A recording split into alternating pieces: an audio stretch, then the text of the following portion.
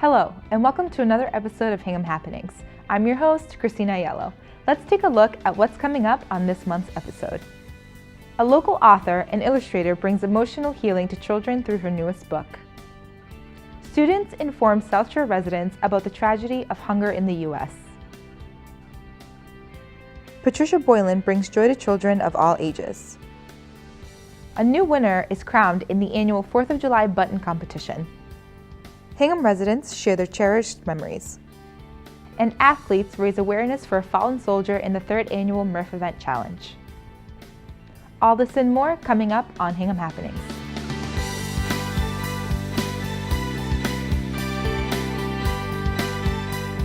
Through the power of images and art, author Joan Drescher is able to help parents and children to communicate when words are not enough.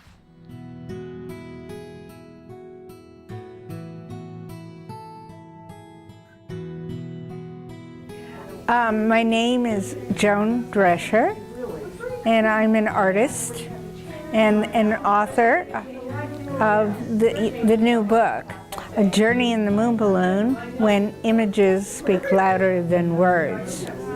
I'm doing a demonstration about how this book can help kids and parents communicate. And some of the stories I wrote while I was working as the artist in resident at Mass General, they can learn that images and symbols are powerful things, and they can share that with their kids as a way of communicating.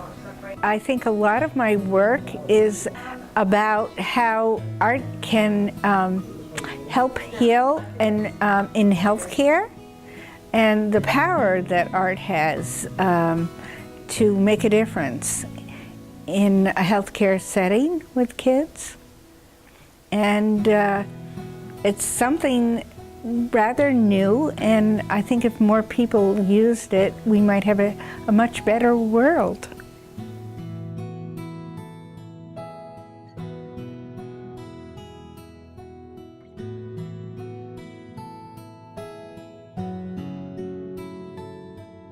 Art students from local South Shore schools worked together to bring awareness to world hunger during the Empty Bowls project and helped fight hunger one bowl at a time.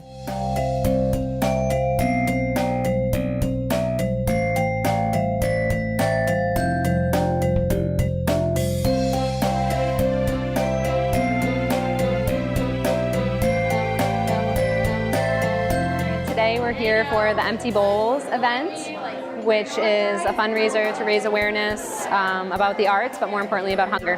This is an event to bring all of the pottery students together around Hingham, Cohasset, Hull, and Braintree. The Hull art teacher, Amanda, she contacted a whole bunch of art teachers in the area and said this is something that's really of interest to her, that she wants to get her students involved in doing something for the community. And with such a big goal in mind and such a big event of raising money for hungry people, she thought, let's involve a bunch of schools and a bunch of kids, you know. And I got the email back in the fall, and I was really excited by it because it's much easier to do an event like this when you have support around you. So I jumped at the chance. So all the art teachers started to get together in October or November, and we've been planning every month as far as how many students are going to be making bowls for the event, what do we need to do for advertising, how the event's going to actually run, who's going to contact Whole Foods to donate the food and the soup for the event. So there was a lot of points that we kind of had to flush out, and so our teachers would email back and forth or get together and talk out what we wanted it to look like. This is our first annual event, yes. And Empty Bowls, so the idea of Empty Bowls exists around the country and even around the world. It's just the concept is empty bowls, and anyone, which is you make bowls, people pay for the bowls, and come and eat a simple meal of soup and bread. So anyone, anywhere can hold an Empty Bowls event. Each time it's a little bit different depending on the community and who is, organizing the event. So this is our first annual Empty Bowls. There are 4 high schools involved in this event. There's Hingham High School, Hull High School, Braintree High School, and Cohasset High School. And all of the high school students participated in the pottery classes, made bowls for this event, as well as a potter named Don Whitney in Hingham, who is a friend of mine, and he really wanted to participate as well. So other people can help this cause by attending the Empty Bowls events if we have one in the future, hopefully. All the donations that they make towards their admissions price goes to the 2 beneficiary organizations, which tonight are Project Bread and Outreach Inc. Those 2 organizations specifically also hold other events that help fight the cause, which I know Outreach Inc. packages meals that are sent to different places throughout the country, and then Project Bread does a lot to service families and communities throughout Massachusetts. Project Bread is an organization that's real aim is to feed people with food insecurities in Massachusetts and around the United States. If people couldn't come to the event, they can still donate to Project Bread, or they could contact us to see how they could be involved next year in helping us organize or make things for the event. There's also a silent auction, so people that aren't potters could donate other artwork for the event. This event is really interesting for this community. I grew up in Hingham, now I teach at Hingham High School, and it's a very fortunate community that we are blessed with a lot of resources and money, and you don't see so much food insecurity around Hingham, but really it is a problem in Massachusetts, and there's many children that are food insecure, which breaks my heart. And this community is very generous, and it's a wonderful social event to put on and help out in a fun way. I think this event affects the community by bringing people together for good, the common good, and also just raising awareness about how the arts can be a powerful tool for social change. That's one of my philosophies in teaching, is that you can use the arts, to make positive impacts in your communities and in the world. So this was a great way to make use of that idea, really. The process of making these bowls is long. You start with clay, just wet clay. You can hand build them. At our school we don't have many wheels, ceramic wheels, so we did a lot of hand building with the clay. You can also make them on wheels, and then you let them dry out, you fire them in a kiln, you glaze them, and then you fire them again. So working with clay and ceramics can be a longer process, but definitely worth it. The students at Hingham High School are potters on the pottery wheel, and there's students at Hingham High School that are hand building pottery. So there are 2 different processes happening. Some of the bowls are stoneware, which are microwavable safe and dishwasher safe, and then other bowls are earthenware, which are more decorative and just pretty pieces to have in your home. So there's a lot of carving that's going on. There's a lot of pressing into molds. There's pressing into stamps.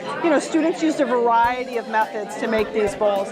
And it's great to go to a fundraiser where you get a homemade piece of artwork. It's a really special kind of gift that you get to bring home for yourself. These bowls are helping to raise money because people love artwork. They love, especially people that don't even do art love artwork, and people that do the artwork love artwork. And so it's really fun to come in and donate to a cause that you believe in. We want to help people that are going hungry. We want children to be fed and feel comfortable in their homes going to sleep. So it's great to come to an event like this where Whole Foods is serving soup and you get to take home pottery and your money is going somewhere good. So the name Empty Bowls is really the concept. The idea that there's a lot of empty bowls around the world, so when people come and get their empty bowl, it's a reminder of the empty bowls that exist in the world and the steps we need to keep moving towards to make a change. I'd like to thank all of the students that very willingly made these bowls, spent hours of their time making these bowls, and then handed them over for a fundraiser. It's been great to have the first year doing this, and hopefully we'll continue to do it in the future, and we'll have more people join in on the cause.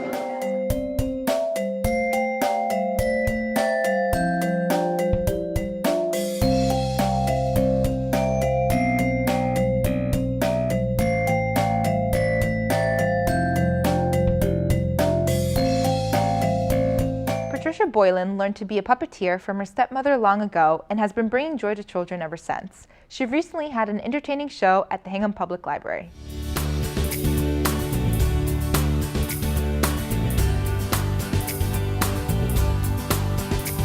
I've been a puppeteer since 1980, when my husband and I and our young son moved to Hingham, and I was no longer in the professional business world. I started to do puppets because my mother-in-law was a puppeteer at the time, and so she helped me and provided me with some puppets. Our family has used the Hingham Public Library since we moved to Hingham. It was a wonderful place to get to meet other people, and it is a tremendous resource to the town. I did a show in February and then this show today, and I will be doing another one during the summer, and then working with the children's librarian, perhaps some in the next year. My puppets, for the most part, are based on classic children's stories, such as City Mouse, Country Mouse. Almost all of my puppets are hand puppets. Occasionally, I will use puppets that are called rod puppets, such as these bird puppets, which are in a story, an original story called How the Bird Chose His Colors. For the most part, though, as I said, they are classic children's stories, such as Goldilocks and the Three Bears, Peter Rabbit, Gingerbread Boy, the Three Billy Goats Gruff. Using puppetry to tell stories was something that had always attracted me, and so I thought that becoming a puppeteer and using that as a way to earn some extra money would be a good idea. Also, the fact that my mother-in-law was a puppeteer, a very well-known puppeteer on the North Shore, gave further impetus to the idea. Puppetry is a way of performing that children who are shy in front of other people can do without actually putting themselves on stage, because they are seated below and the puppets are the ones that are on stage, but it gives them a confidence and a sense of a boost of their confidence and a sense of importance that they can entertain in another way other than just standing in front of an audience. I have performed at the Puppet Showplace in Brookline. I've also performed at the Hingham Community Center, the South Shore Community Center in Cohasset, and a number of libraries and private schools.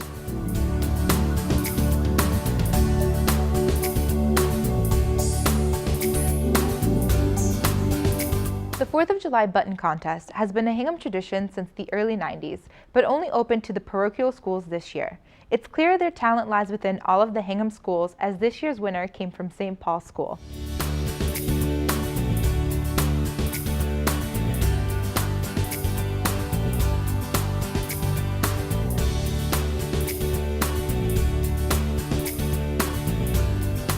Of this year's button winner, Robin Penza, from St. Paul's School, 5th grader, and she was selected from several worthy candidates, so we're happy to present her with a plaque that is prepared and donated by Ashland Gallery, and it has the design and one of the buttons from this year.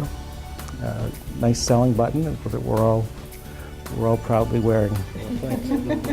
So here you go. Congratulations. Congratulations, Robin. We are here today because I won the button contest for 5th graders in Hingham for the 4th of July parade.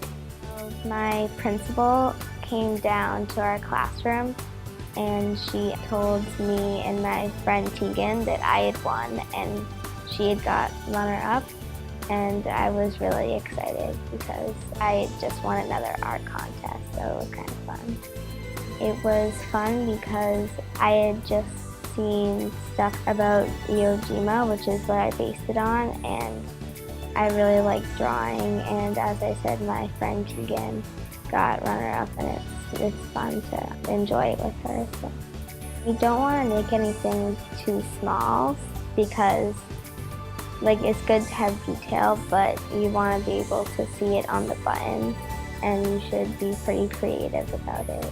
We are here today to congratulate the 2015 parade button winner, and it feels pretty awesome because I felt like I was her last year and I had the same reaction as her. I found out my friends went to Atlantic Bagel and they walked into my house and said that they were selling my buttons at Atlantic Bagel, so I was very surprised because I didn't really think I would win. I didn't really make like a huge deal out of it, but it was really awesome to figure out that I won. My favorite part is putting your creativity into making it.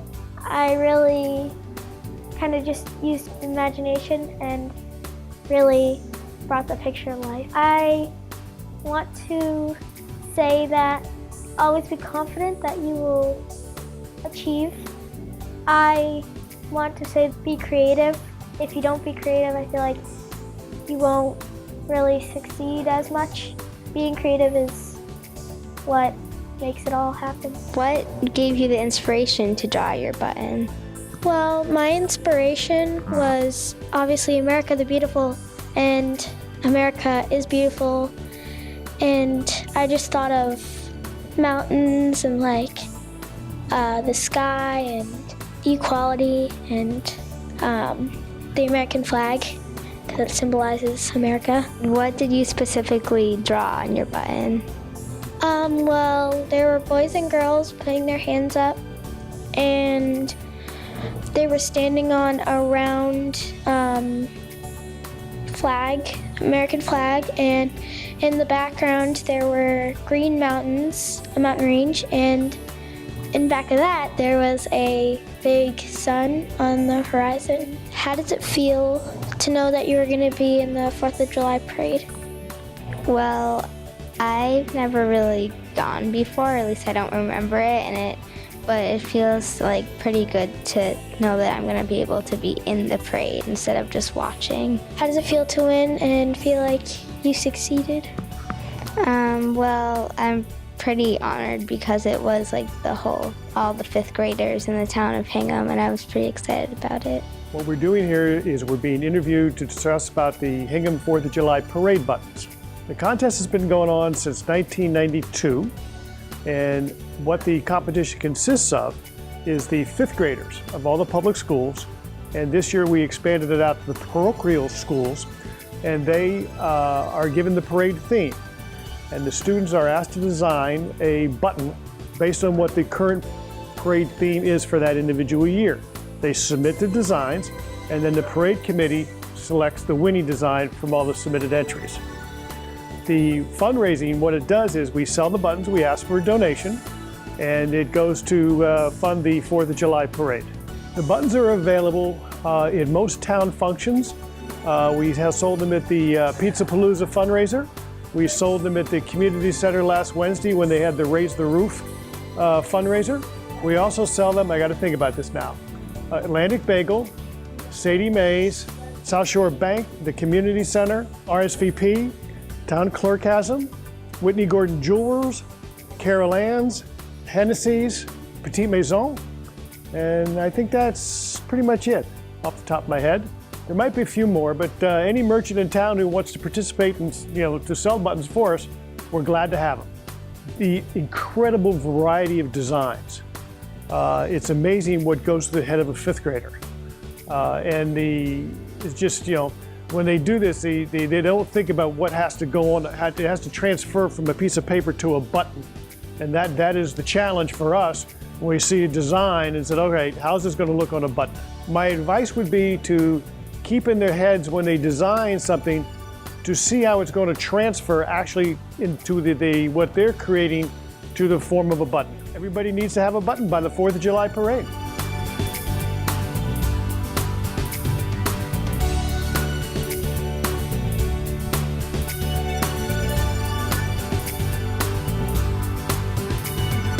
The Mass Memories Roadshow project at UMass Boston is dedicated to preserving the history of our Massachusetts towns. The Roadshow recently visited Hingham Town Hall, and many residents came down to share their Hingham memories.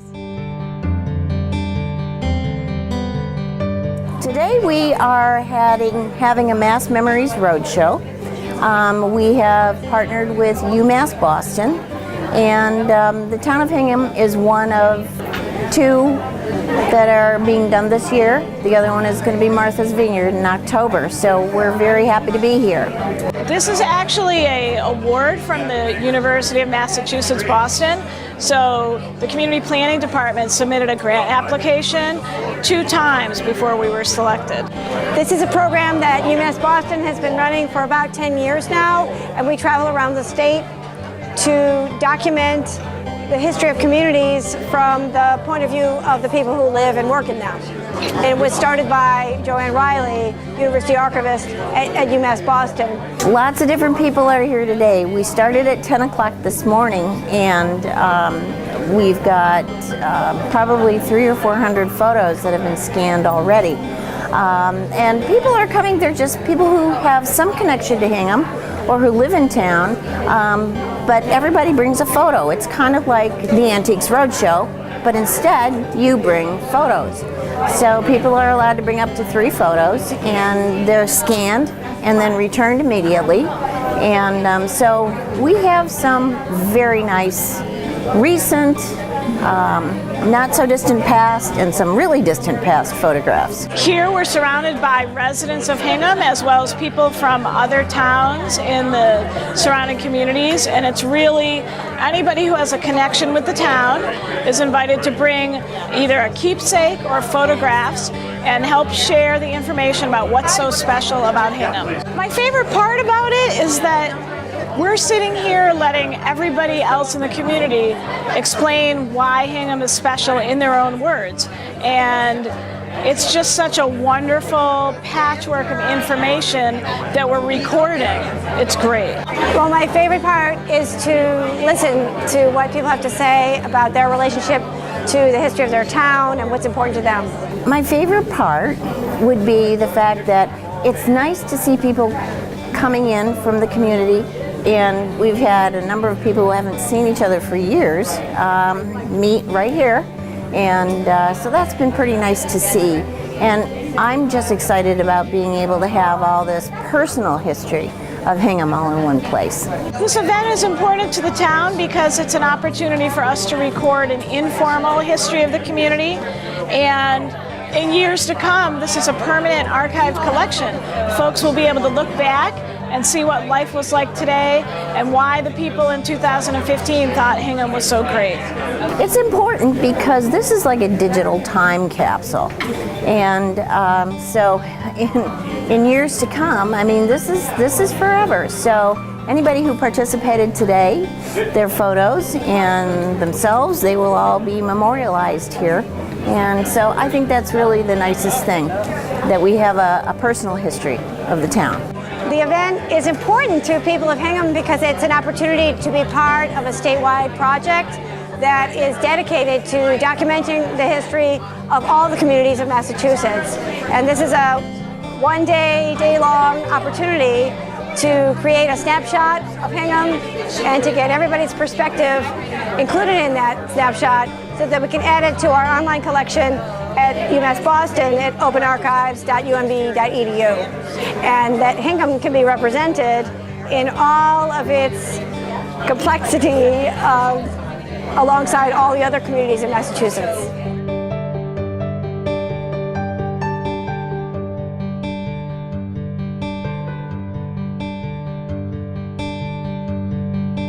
In honor of U.S. veteran Michael Murphy, Bear Cove CrossFit in Hingham hosted the 2015 Murph event.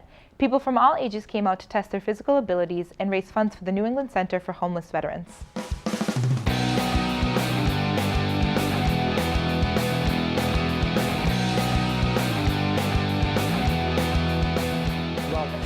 This is our second annual Murph event. However, throughout the country, they've been doing it for years, because next month in late June, it'll be the 10th anniversary of Michael Murphy being killed in action in Afghanistan. And shortly thereafter, in his honor, the SEALs renamed what he was doing the Murph. And a lot of CrossFit centers around the country had this as one of their challenge exercises. But in terms of Murph challenges and Murph events throughout the country, they've been going on for probably 5, 6, 7 years. The Murph challenge is actually a very significant physical challenge. What you do is you put on a 25-pound weight vest, you go run a mile as fast as you can, you come back, and then you do sets of pull-ups until you reach 100. and you do 200 push-ups, and then you do 300 air squats, and to top it off, you do another mile run as fast as you can, and this all with a 25-pound weight vest on. So a couple differences this year is the race course, if you will, for the first mile, and then the second mile will be a loop, a half-mile loop and back through the local neighborhoods, and we come back and finish here. Last year, we went to the shipyard, which was great, and Wahlburgers helped us out there, but what we found was difficult with it was that the timing of having the timing meter down at the shipyard and having a radio ahead, and then we had to transport everybody back here. So the folks here at Reebok CrossFit thought it would be easier to have a start and finish line right here. The second thing we're doing differently that we think is pretty neat, and we got the idea from last year's event, is we're putting together high school teams of high school athletes. There's 5 competitors in each group. And so what they're going to do is they're going to run the first mile together. Then when they come back in here and they do the exercises, which you've heard already, is 100 pull-ups, 200 push-ups, 300 air squats, they're going to break that apart among their team members. But only one team member can be competing at a time. The other 4 would cheer him or her on. Once they complete all that as a group, they're then going to run the second mile. And when the last person on the team finishes, that's their team time. So we've got high school athletes from Hingham High, Duxbury High, Marshfield, Fair Academy. We're hoping for some of the younger kids from BC High because they have their graduation today. So there's a little competition among the high school athletes of the South Shore. I think if you go inside, you'll see that there's even a lot more people doing it. Last year they had a big crowd. This year's even bigger. You've got younger people here. You've got a lot of schools, sports teams here. You've got people of all ages and sizes, and it's just amazing. The word is spread. There's a lot of Murph challenges going around, and Hingham's done a great job. My favorite part of the Murph event is watching the folks. No, seriously, I'm 62 years old. I don't think I've done a total of 100 pull-ups in my entire life. I'm a push-ups guy. I could do the push-ups. With my knees, I could probably walk the miles and not run them anymore. And the air squats would be difficult on the knees. So I just get a big kick out of watching these people compete, especially the younger kids. They start training now, and find a buddy that you can train with, and just put your mind to it. Just set a goal, and you'll reach your goal. If they want to compete, it's a great cause. It can be scaled for all different fitness levels, and we encourage them to come out and really be part of the program. Very simply, if somebody wants to learn more about Michael Murphy's life, there are online articles about him. There is a phenomenal book about him called SEAL, in capital letters S-E-A-L, because he was a Navy SEAL, Seal of Honor. It's the story of his life, probably one of the greatest books I ever read. There's also a DVD that's been produced. It's about an hour long. It's a documentary about Michael, and it's called The Protector. And just a great individual. He actually has a destroyer named after him, and I think they named the post office in his hometown after him. He was from Long Island, graduate of Penn State. Wonderful guy. The only other thing I want to add is thanks for the community support and everybody being here today, and we're going to try to make this bigger and better every year because we're benefiting the New England Center for Homeless Vets, which I volunteer at once a month with my wife Debbie, and then also to raise funds for the memorial that's going to be put in the shipyard, the new transportation building. It's a sculpture honoring Herbert Foss, who is the only native Hingham, born and raised in Hingham, to be awarded the Congressional Medal of Honor. The part I think is really the spirit of community and the dedication, and I think it's a fitting legacy to Lieutenant Murphy. It's just an honor to be here, and I'm just glad that this event keeps growing every year.